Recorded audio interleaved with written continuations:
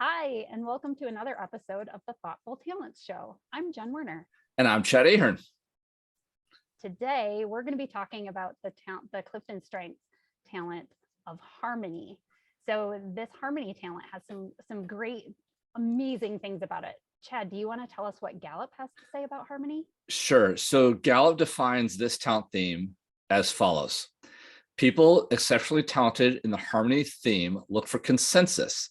They don't enjoy conflict. Rather, they seek areas of agreement.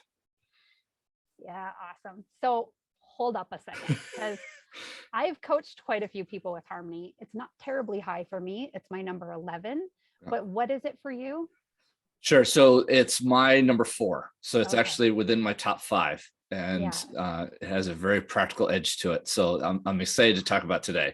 Yeah, so I'm going to put you on the spotlight a lot because where I have it, it's blurred with some other themes.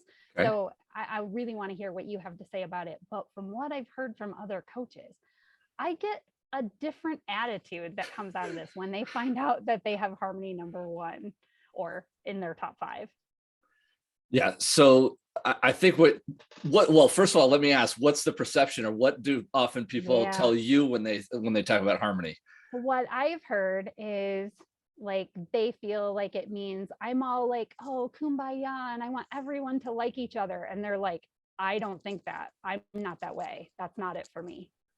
Yeah, that's definitely, I've heard that same thing. And I think it's a real misperception around harmony.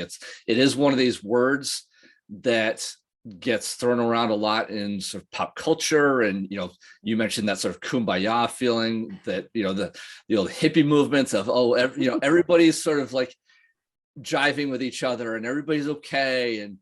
And there's, you also have the musical perspective of, everybody being in harmony and everybody coming together.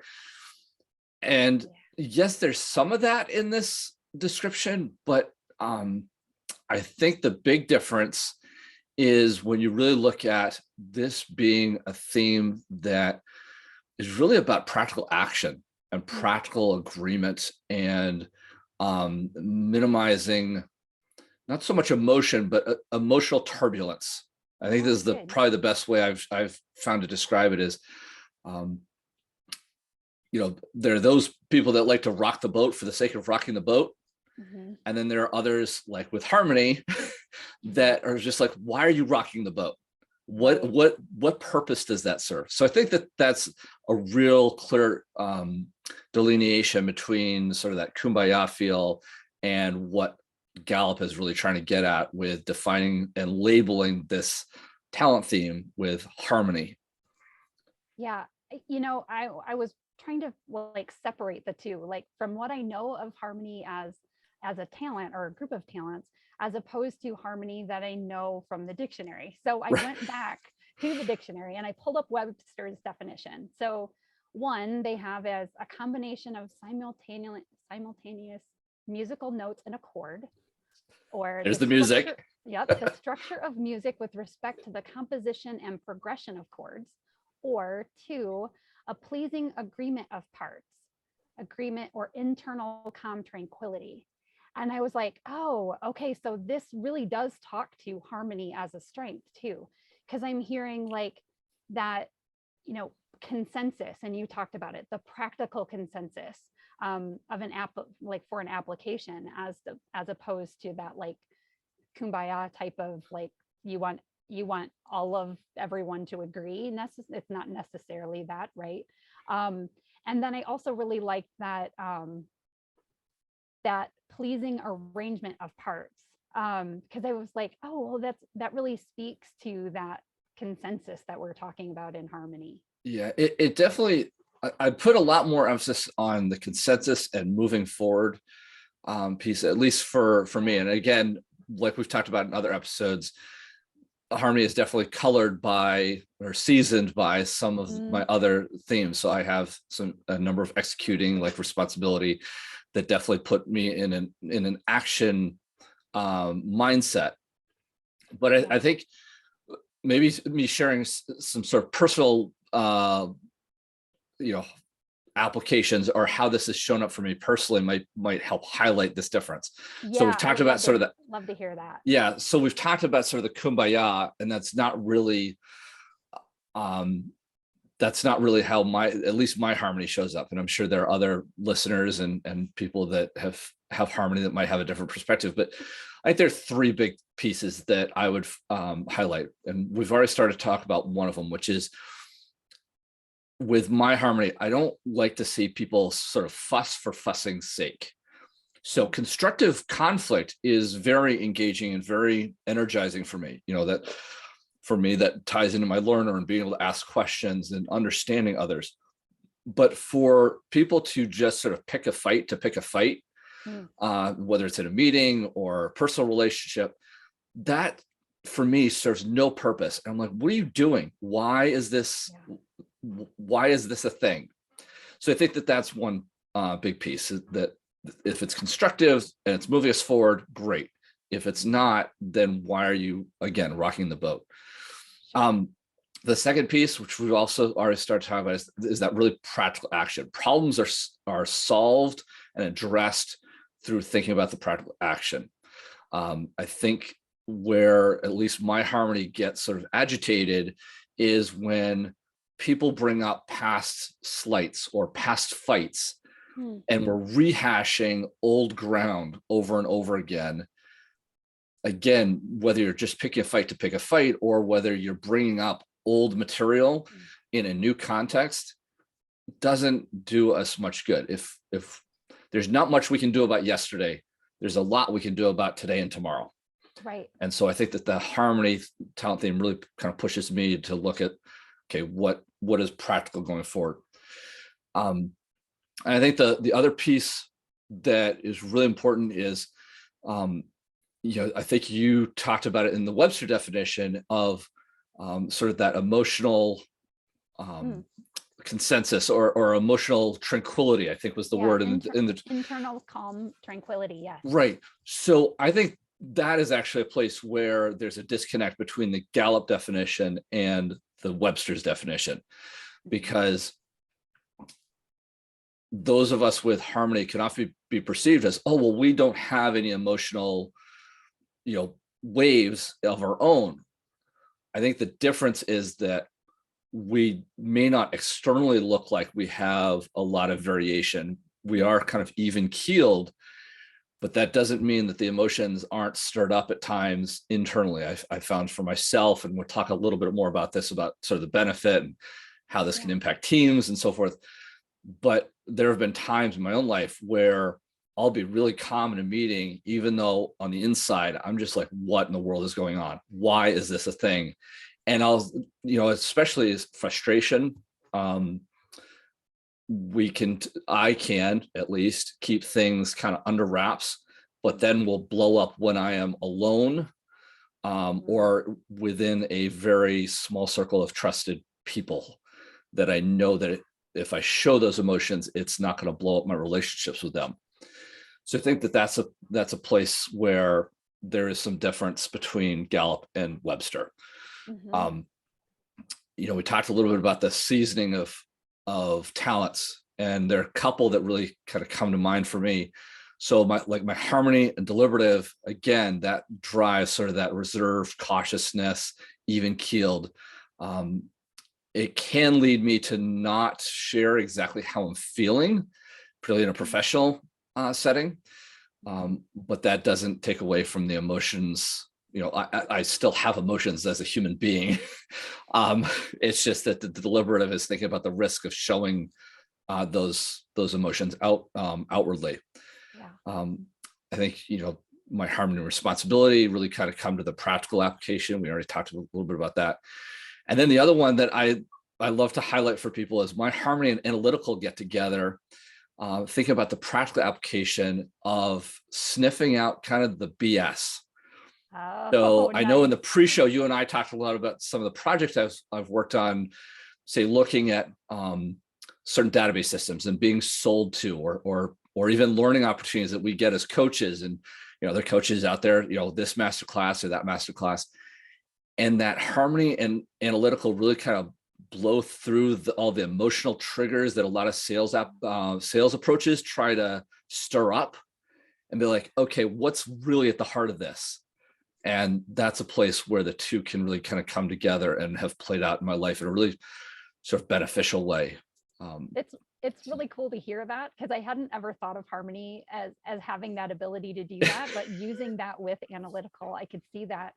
Absolutely. Yeah. It's really cool. The other thing I found really interesting is what you were saying is when we were talking about deliberative, we talked a little bit about like not being devil's advocate, but sometimes, right? Like using our deliberative talents to pull out, what might happen if if we went down this route or whatever. But what you're saying your harmony dislikes is actually the throwing out ideas and options, or stirring up trouble just for trouble's sake. Is that what is, did I hear that right? Yeah. It's especially if you take the sort of the opposite side. My learner and harmony really get together and love to explore different perspectives, as long as those perspectives are coming from a place of good intention, and that we're going to work together to figure out what is the best balance of the best ideas. Sure. But if, as you just said, if you're just throwing ideas or devil's advocate things into the mix to be troublemaker, right, or to kind of throw mud on things, that doesn't get us anywhere. Sure. It's probably why, having just experienced election day, why the whole mudslicking of our political environment really does not have much appeal to me, because that's stirring trouble for trouble's sake to a certain extent. Yes, there's some possible, progress and ideas being put on the table, but when people start just mudslinging, that for me, and probably for a lot of other people with harmony, just does not resonate at all. It's the conflict for conflict's sake. Yeah. So And we could keep going around and around on that. We are conflict avoidance with this a bit, I think. Yeah. So it was interesting to hear you with such high harmony. Mine tends to get lost. Being at 11, it's flanked by some other relationship themes for me. So I have empathy at 10 and developer at 12. So empathy, harmony, developer, like the bundling of those three relationship building themes, I think help to make me approachable, easy to talk to, and easy for others to open up to me, and then for me to be open to others' ideas and opinions. I think that's the way that harmony shows up for me the most. But I will say I struggle with so I also have adaptability at 6. Okay. So that rounds out the rest of my, like relationship building themes, within my top 12, I guess. The harmony and adaptability, I blur them quite often. Like, am I yielding to another's point of view based on my harmony and wanting to avoid the conflict of that? Or am I bending out of the willingness to change my needs and to bend to another's request, being adaptable and going with the flow. So that's where having those in my supporting themes definitely shows the difference between me with my harmony at 11 and you with your harmony at 4. Yeah, it's interesting you bring up relationship building themes, because harmony is the only one of my top 5 that falls in the relationship building theme. But one of the other themes that plays into my relationship building is actually my learner, which I've already talked about, and learning about other people. And so, I've already talked about that combination. So it's really interesting to hear your harmony and adaptability pairing together and influencing you in a certain way around maintaining and building relationships. Right. Yep. So tell me a little bit about how you feel your harmony has been a benefit to your life and your work. Yeah. So I think, that focus on practical solutions has really been sort of front and center. The more I've gotten to know and understand my own harmony talents, I think it was one that at first I was a little, like, what exactly do I do with this? It's great to build consensus, but how does that actually impact? And the more I've really looked at it, I've really noticed that the practical application, I tend to like to find, okay, what is the actual action steps here?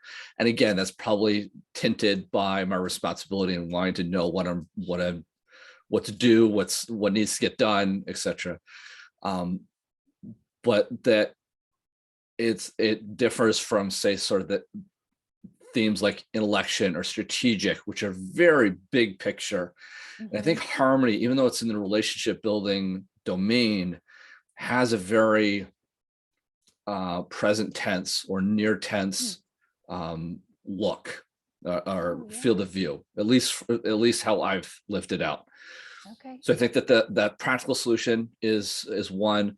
I've already talked about the BS detector. My learner would love to go and explore every masterclass and coaching course and all the rest, but there are a lot of them that you initially get engaged with because of the emotional triggers. And one of the ways I've actually used my harmony is, okay, let's sort of strip away all the emotional triggers that this person's trying to put in their literature, and what do I actually get out of this program, or what's the practical takeaways that I'll get. So it's that BS sort of detector. I hate using BS, but it's there's some stuff out there that's real garbage that's prettied up really nicely, and people get attracted to because of the emotional pulls of the sales messaging. Right. The marketing did their job in that case. Right. And I respect the fact that marketing does a great job, and I could probably do a little bit better there, but my harmony also keeps me away from that realm because I don't want to come across that way. It diminishes the manipulation for me. Yeah, good. And that's so, a great way to say it. Yeah. Harmony diminishes the manipulation. I love that. Yeah. So I think there's that. And then the other piece that I always bring up when I'm coaching people is, given my analytical and some of my learner mixed in, my harmony loves balancing. And this is another part that's in the longer definition of harmony, is that there's a balance connotation to the theme. And so for me, that has always meant balancing the research that Gallup has done around strengths-based development and the CliftonStrengths and employee engagement, alongside the balance. The other side of that is the person's lived experience. So when I get into a coaching conversation, it's a lot more about learning about the person, but at times it helps to be able to bring in or balance their perspective against the larger research and data set that Gallup and other research organizations have been able to put together. And so that's another place where it's really helped me in my professional life, particularly as a coach. So that's great to hear. That balance is just really interesting to think about it from that standpoint, because I don't think I had ever thought of that before.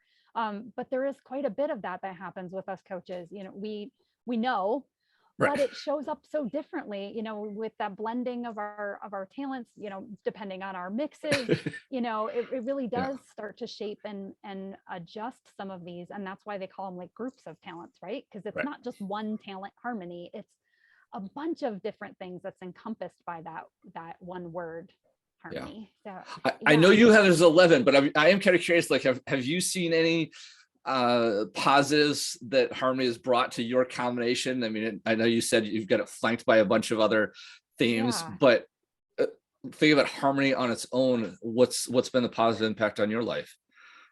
I don't know if I can strip it away from what it is, whether that's like adaptability that I'm seeing or if it's harmony. Although it is one of those ones I count as in my, like top strengths as opposed to the supporting ones. Yes, the dominant ones. But I think it's in that ability to just really be open for others' opinions, to gather. And I almost think of it as like an input type like thing for me. I'm gathering the information from all the different sources and all the different people in order to help me like figure out, what's the right move forward, what's going to be the consensus, I guess is the word of the day. To how, how this is going to really work with everyone. And maybe it won't make everybody happy, but we're getting as much as we can. Yeah. out of it. So yeah, I'd Awesome. say that's probably the benefit I see for me. Awesome. Do you want to talk about those, like the double-edged sword, where this might negatively affect your life? Yeah. So it definitely has a darker side to it, especially if you're not thinking about it. Um, Sure. we as coaches, often refer to this sort of the raw application, or, just Mhm. not being thoughtful about it. Um, I think one place where I can occasionally, especially if I'm in not a great place, but I can start to diminish other people's emotional wavelengths, um, and really, like, again, just like with the sales messaging, sort of strip away the emotion and be like, okay, well, what's the Yeah. issue? What's actually going on, and what can we actually solve? Sometimes it can be really hard for a harmony to solve something that is very Mhm. emotional. You don't solve emotions, and so that can be a very tricky balance, um, to manage with Sure. harmony. So I will say I've been on the receiving end of this with you. So you and I've been through lots of different things in our coaching careers, and we've had lots of conversations and working just together, and yeah, some, internal coaching that we've shared just together. And I've been on the receiving end of this, and it's actually really comforting to have you. I know you see it as like it can't always, or it isn't always a great thing to strip away the emotion, but it does yeah, bring you to the source of what's going on, to be able to pull that emotion out of it and just be like, okay, let's look at the facts. What is going on? Can we pull ourselves out of the emotion for a moment so we yeah, can see what's happening and then find a way to move forward? And I think you do it beautifully, at least from a coachee perspective. yeah. It's really, really helpful. So I would agree that I can do it effectively. And again, we're talking about a double-edged sword, right? It only takes a Yeah. little bit to go from, a really great application like that to, sometimes I actually have to put thought into, oh, somebody has had something happen in their lives, Mhm. and consciously going into that conversation, be like, hey, recognize their likely emotional space, or ask them about it, sometimes is um, a conscious effort, Mhm. because with harmony, it's very easy to kind of blow right by it, Sure. because you just want to get to the practical. So I think that that's what I started getting at, is Yeah. almost ignoring or blowing right past. You might address it for 10 seconds and then move on, and that's really not where that Right. person's at. They need to emotionally unpack first, and then they're Yeah. ready for, either a conversation or a coaching session or whatever. So That's that's great. one. um I think, my other point kind of goes to what you were talking about with adaptability and harmony, which is sometimes I'll often concede to others when I really should stand my ground, Mhm. because of that, point in the short definition: looking for consensus, don't enjoy conflict, and would prefer to seek areas of agreement. If it's, you know make an agreement to avoid having an all-out, verbal duel with somebody, I'd much prefer to be like, okay, great, whatever, let's just move on. Yep. And that's not always the best approach. So I think that Right. that can have a negative side effect um, on it. It looked like you were about to say something, so I don't want Because to jump to my next because point before. that's the way I see it, negatively impacting my life. I will say I probably avoid conflict like the plague. Like, I would rather move on to something or someone else than actually face and attack the issue that's causing the conflict.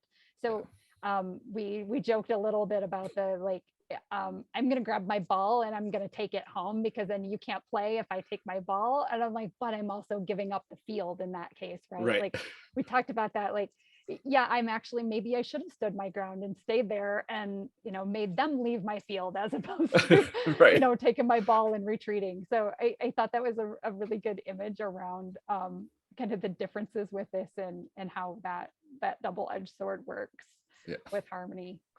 Yeah. It's Did you have more to add with those? I was just thinking about, you know we've talked a little bit about professional. One of the places where I've really seen it negatively impact sort of my family life is actually not allowing my boys. So I have two young boys under the age of 15.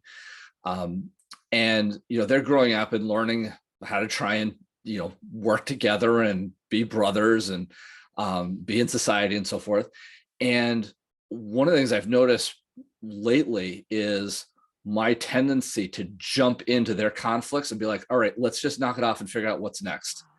And so it's not so much a negative impact on me, it's, am I having a negative impact on their ability to understand how to have constructive conflict? And so I just point that out for anybody that's listening that might be, bringing up their own children or have their own family relations that they're thinking about.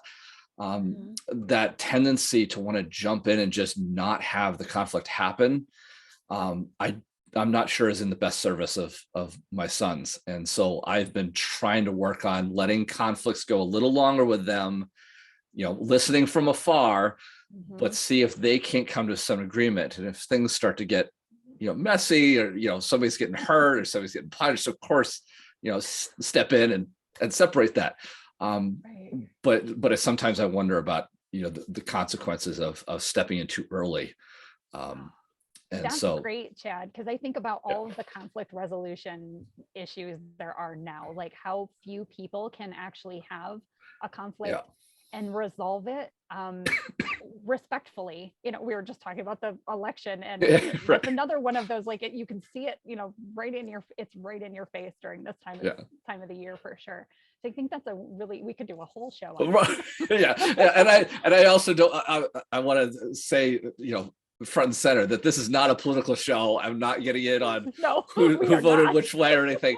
And I don't want to focus it all on the recent political environment, but it is sort of front and center as we're taping this, 3 days after, and we'll publish it a couple days after now. But in terms of just thinking about family relationships, and particularly, people that are still learning how to have conflicts. So whether they're as young as my boys or, even high school kids, still figuring out how to have adult, level proper conflict with each other and be able to constructively come out of that. Sometimes I wonder if I'm doing a disservice. And I don't know if that's a concern shared by my fellow Harmony talented individuals, but it's something that I thought I'd at least want to highlight during this show. I think it's a great thing to bring up. Yeah. Did you have any other ones you wanted to add before we go into what this looks like for others? No, and those were my main points about sort of negative impact. I mean, I'm kind of curious, given that I've seemed to have talked a lot and it is kind of high for me. I am kind of curious about how you have seen this show up in other people you've coached. I've talked a lot about my perspective. I'm curious. We've heard a little bit about yours, but what about the people you've coached? Yeah, I've had quite a few managers who had this in their top 5. Some that it was at number 1, and others where it was just within the top 5. And I will say that they were all of the managers that I coached that had this in their top 5. They were all almost embarrassed by it. And it was that initial reaction to the word harmony and what they thought it meant, that perception that we talked about right at the beginning of the show. Kumbaya. Like, I am not kumbaya. The other things I heard was like, I worry that it makes me seem weak, or like I don't have opinions of my own because I'm asking for everyone to share their opinion, or I'm looking at all of the options that are out there, listening to everyone and their say. And what I thought about that was that it made them fantastic leaders.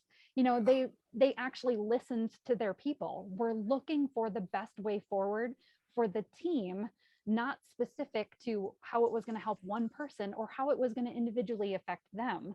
They were, and it goes back to that inner struggle. I think you talked a little bit about too, like internally they're like battling with this, but externally their team was just like, do you not have an opinion of your own? Just make the decision. You're the leader. You're our manager. You have to just tell us what to do.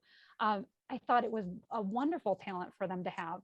The other thing they said to me was that they thought that finding consensus was important, but they also like to hear all the ideas before they decided. So Yeah. it was not just some of the team. They really needed all of the team's, information. So after they learned about it, after they saw it in action, it really started to bloom and become something wonderful where they were sharing openly with how they manage their harmony talents and what it looks like to really take in everything from everyone. Because Yeah. for people who don't have harmony high, or maybe even like balancing a little bit on includer, right? Like includer wants to have everybody involved, and harmony wants to hear all the voices, wants to hear all hear Yeah. everything that's being said. And I think those two kind of would go hand in hand. But I loved seeing them and their teams be stronger because they were using their harmony talents to really impact their team. Yeah, it's interesting you uh, talk about it in that way, because when you're describing that, it reminds me of the conversation going on about, do introverts versus extroverts make better leaders? I think this is almost, again, you can have an extroverted person with harmony talents, you can have an introverted person with, themes like command or self-assurance or significance, that are all sort of, or woo, they're all very sort of front and center influencing. So I'm not putting those in opposition to each other, but it is that, harmony beings a little bit more introverted, want to find the consensus, want to take in everything. You mentioned includer, getting everybody's opinions, not just a couple people. I think that's really interesting piece. And definitely the internal and external, that emotional turbulence. It doesn't go away for us. It's just we try and keep it out of the public realm. And it was interesting hearing you talk about that, because it can sometimes, and we're going to get to how this can positively or negatively impact a team, but it can sometimes leave that team feeling a little behind or not aware of how the process is being sorted out. So that was fantastic. Thinking back about those leaders that I coached, they were very even keel. Like now, like seeing it through your eyes and hearing you explain how it shows up for you, I can see that in them as well. Seeing them be pulling the emotion out of the situation, getting to the practical, like how do we move forward, is very true of them. So I do feel like that strikes a real chord for me too, even just in those I've coached. Yeah. Have you seen it differently in anyone you've coached? Yeah, so I'm going to just highlight a couple sort of talent combinations, just to sort of highlight some different ways that harmony can be maybe impacted, or again, we've talked a little bit about our combinations and how it influences how our harmony talents come out. But I think there are a couple that come to mind. I've recently been coaching somebody with harmony and discipline, and they have a really sort of even-handed approach to applying standard operating procedures. So, is the process fair? Is the process regardless of kind of what your situation is or whether you love it or not. Again, it's that practical application of a standard process. So I think, another one has been empathy and harmony. And it's really interesting to see that balance, because they both sense emotion from others really, really strongly. Like it's like that radio tower, they receive all the emotional wavelength. So they can be much more knowledgeable about the emotions of their team members, but then their harmony seems to come through and kind of go, okay, well, now that I know what the emotional wavelength is, I can kind of not push it aside, but just sort of recognize it, put it to the side, and then really kind of dig deeper at, again, what's the practical, how do we get through the emotion? How do we think about what the emotional impact is going to be once we make a decision? So it can have a sort of an outbound application to it too. Another combination that I've seen in somebody I coached was harmony and election. And they need a ton of time, that intellectual stream of consciousness processing, but there's usually a thread that runs through their thought process about how are we getting to a practical solution at the end of this. And intellection sometimes doesn't have that practical application because it is just, let's explore and think about the world or think about what's going on around us for the sake of thinking. I think the interesting blend is having harmony sort of, tied in there, is that then there is a practical application to the thought process.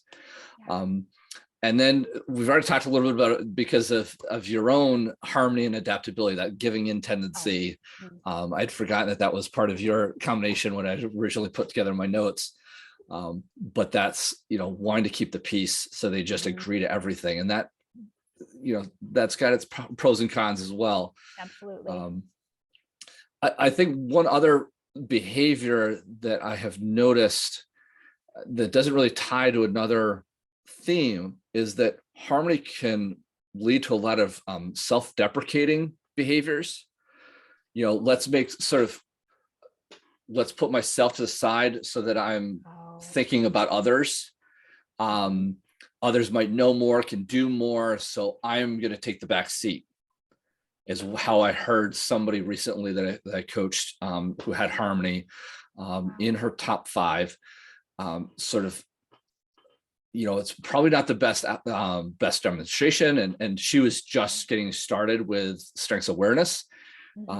But she commented a lot about, she would kind of downplay herself because others in the room were more experienced or knew more or had been at the job longer.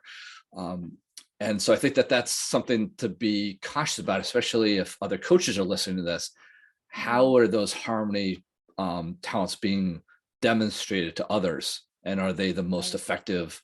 Are they showing up most effectively in their behaviors? So I just mention that for people to think about and be aware of. If you've got somebody that's kind of down on themselves or will, take pokes at themselves to up other people, could that be a harmony talent coming through and not the best way? Sure. So interesting. Yeah. I know that was a little heavy at the end there, that but one is heavy because it was a very interesting demonstration. It was the first time I'd heard it that way. And, I have it, and here I am coaching with somebody with it, and hearing a very different tone to it was informative, but also something that I think that person is going to keep working on. Yeah, it kind of goes back to that, seeming, from what I've heard from my people I had coached with harmony, having this perception that they're weak, that they don't have an opinion of their own. So it kind of takes that and goes a bit step deeper and a little darker and sadder, actually. So if we can encourage those with harmony to be able to share some of what's going on, that internal dialogue that's happening as they're going through some of the issues.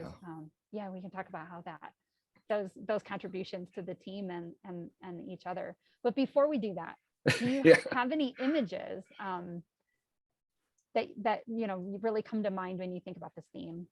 I mean, we've already used the phrase probably 3 or 4 times already, but it's the keel of a sailboat. It really is, that force that you don't see under the water, but that, if you've spent any time around a lake, like I live, 3 miles from Lake Champlain, we've got tons of marinas, and you see all the sailboats, jacked up, during the winter, and you can see the keel.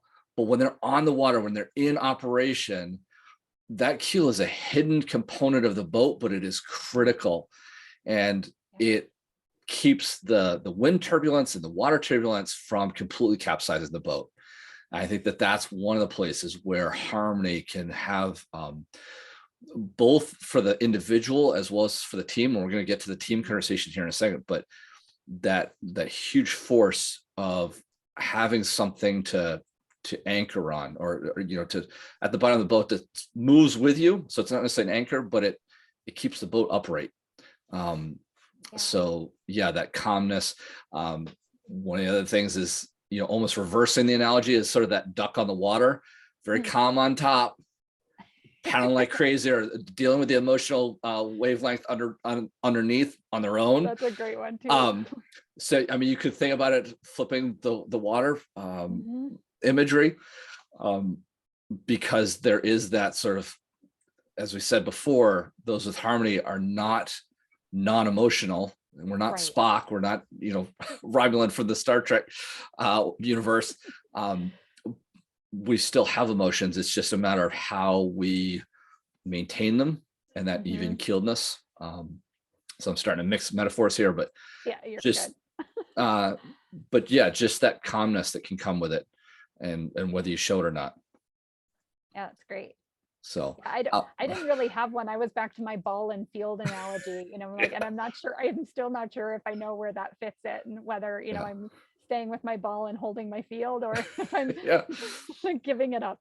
Well, I know in the pre-show we talked a little bit more about that analogy, and I think it's do you try and build consensus around a team and what you're doing on the field, and if you can't build a consensus, does that lead you to make the decision? Because either one is a conscious decision. You can either stay on the field and play by yourself. You can pick up your ball and leave, which then you're conceding the ground to everybody else's opinions.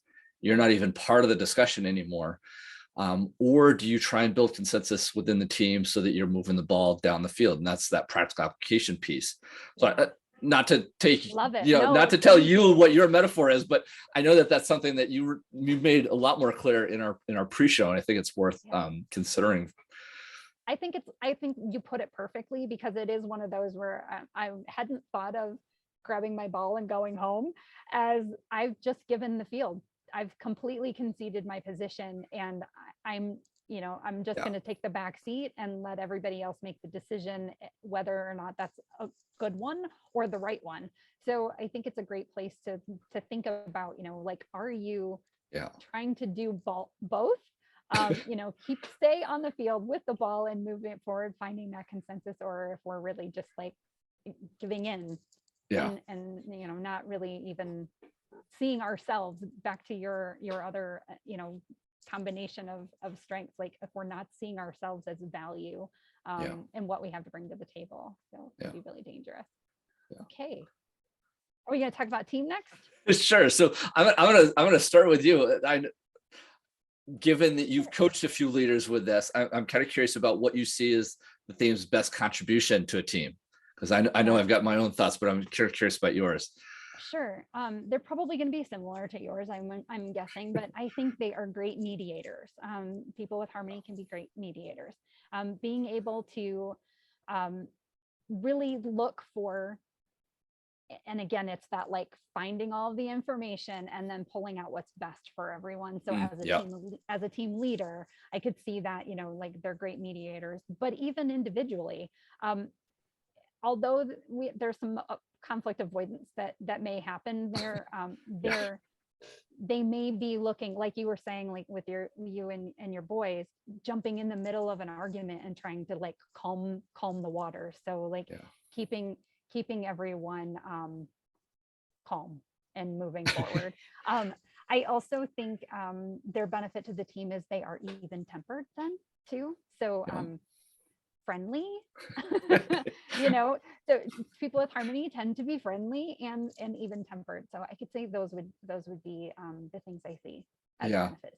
I would definitely agree with all of those. The only, I think my additions would be that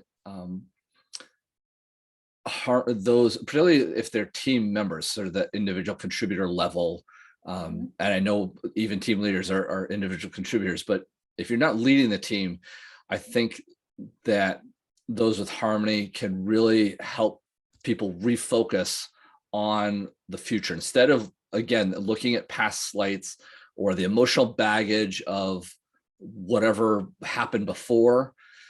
They can say, okay, look, where are we at? Again, we can't do much about yesterday or last year, but we can do something about today, tomorrow, next week, next month, next year. So I think that there's a real sort of refocusing on the future that somebody with harmony can bring. Or maybe even refocusing on the now. Like, Oh, very much so. yeah, Yeah. yeah, Yeah. absolutely. And that was sort of my point, is, either now, today, tomorrow, Yeah, not sure. not So trying to fix the past. yeah, Yeah, good. I think from a team leader perspective, um, they can sift through that emotional wavelength and might be influencing others.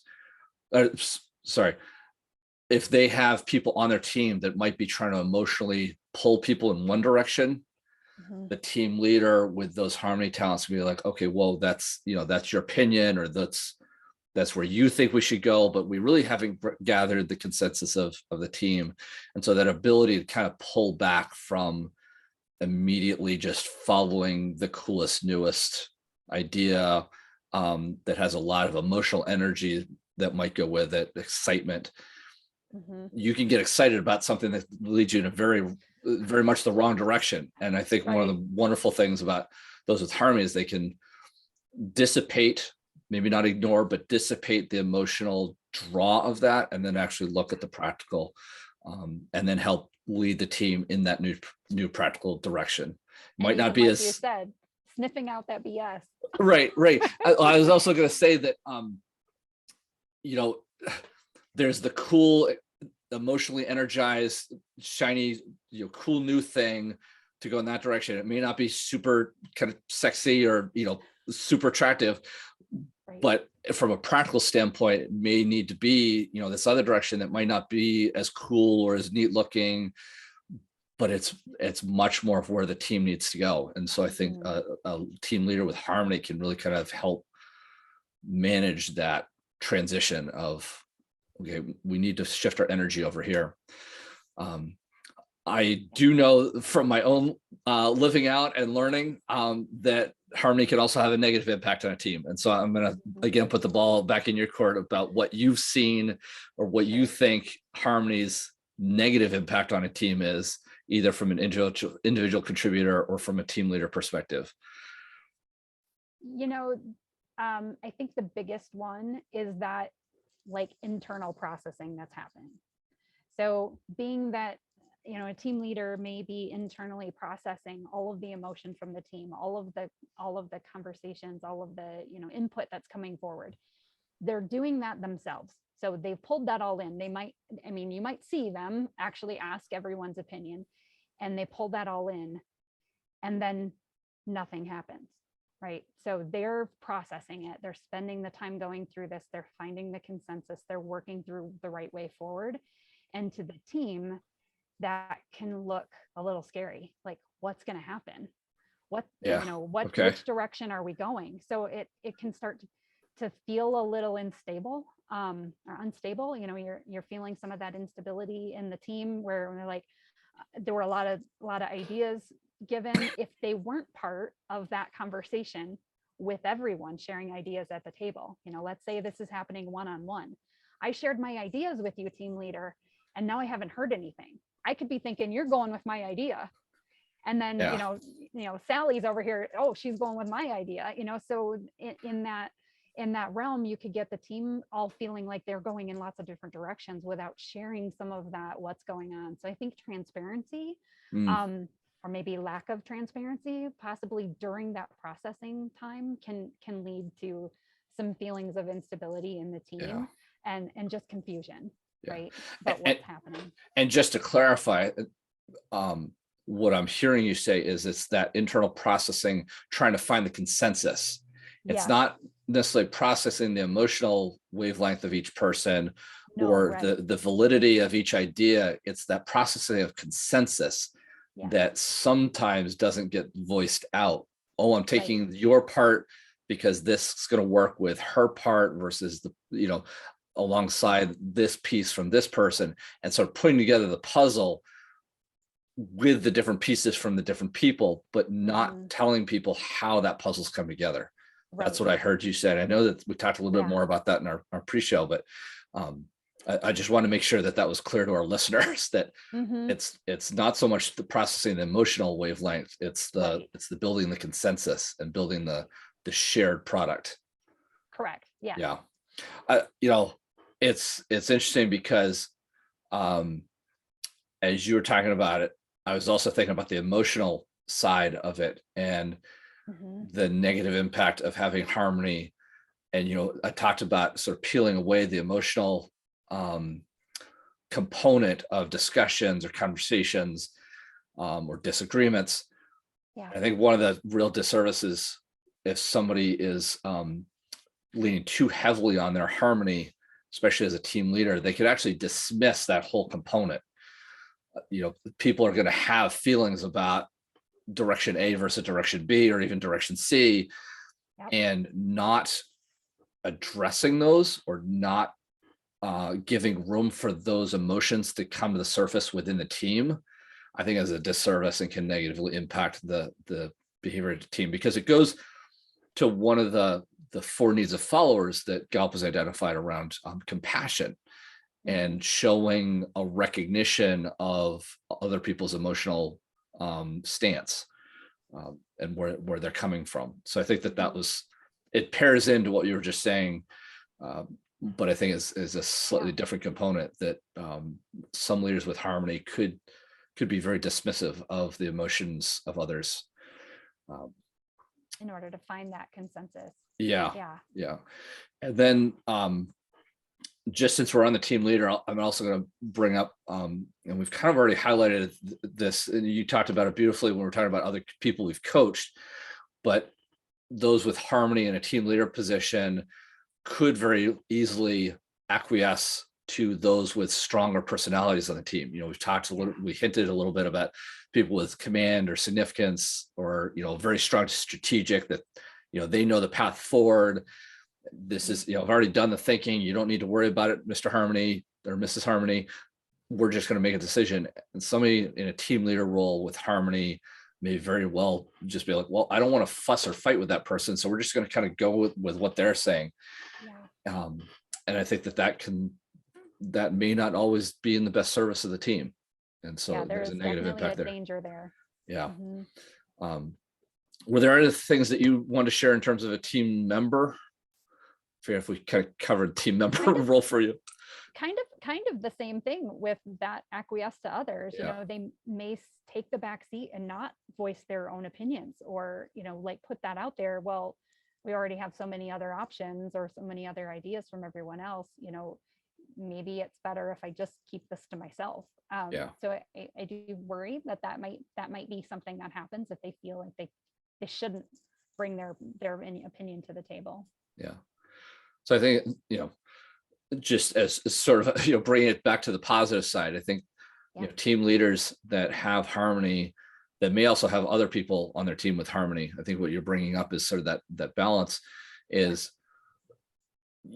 those with harmony, and you're applying it well, making sure that you're drawing out all opinions, even if somebody in sort of an individual contributor role has harmony, and they're thinking, well, I don't want to voice up because that person's idea is better than mine, or that person, it's obvious everybody's energized around that. A team leader with harmony talent should be drawing those other quieter opinions out onto the table. I think that can be going to the positive side of best contribution to a team is, almost like you were talking about with include everybody, draw out all the opinions and all the pieces. So yeah, it's great. So Jen, last I was gonna just ask you the same thing. No, I think, when it comes to leading and coaching those with harmony is, the focus on the practical and the consensus, like we talked about at the very beginning. Know that that's where they're going to be sort of happiest and might be able to contribute the most is when everything is not all riled up. Right. Having calm, stable places to operate from allow them to already be sort of past having to sift through the emotional wavelengths of everybody and just look at what can be done. I think is a big piece for team leaders listening to this, that as they think about leading and developing their people. Yeah. And it's such a wonderful talent to have. Like, think of all of the relationships that they're building, the team camaraderie. It may not be a popular opinion with everyone. And it probably won't be, because we all have, we all come with our own baggage and our own stuff. But being able to find a way forward that's the best for collectively everyone together is just such a wonderful, thing to have, an ability Yeah. that I think Harmony needs to see this in that light, as opposed to that like kumbaya type of moment. It's not about everybody being happy, but it's about moving the things forward and keeping the team together. Yeah. Excellent final point. So I think we're going to finish. I'm going to do what a lot of other podcasters often encourage people to do. Please subscribe to our channel. Please keep coming back for future episodes. We also really invite other people's opinions and comments. So feel free to leave us questions or concerns or things you think we missed in the comments. And as always, we can always use reviews. We're just starting out. So getting a couple of reviews about how we're doing would be awesome, especially those of us with analytical that want the data about, how can we be most helpful. So absolutely. So anyway, and that's a good place to let everybody know we're going to be off for a couple of weeks for the Thanksgiving break, but then back right at the beginning of December for our next episode, I believe on Activator. So. Oh, you're gonna have to lead that one, Jen. Watch out. Awesome. Well, until next time, I'm Chad. And I'm Jen. And we'll see you next time.